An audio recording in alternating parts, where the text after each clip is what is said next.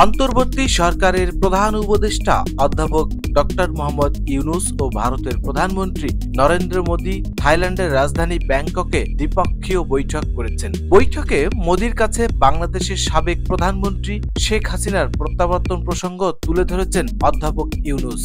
ব্যাংককে অনুষ্ঠিত ইউনূস মোদী বৈঠক নিয়ে জানতে চাইলে প্রধান উপদেষ্টার প্রেস সচিব শফিকুল আলম এই তথ্য নিশ্চিত করেছেন। বৈঠকটি অত্যন্ত ফলপ্রসূ ও গঠনমূলক হয়েছে বলে মন্তব্য করেন শফিকুল আলম।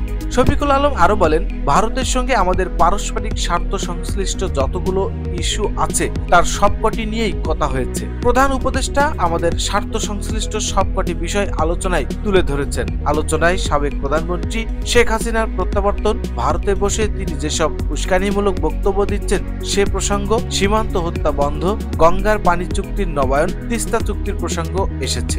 দুই শীর্ষ নেতার আলোচনা ইতিবাচক ও ফলপ্রসূ হয়েছে।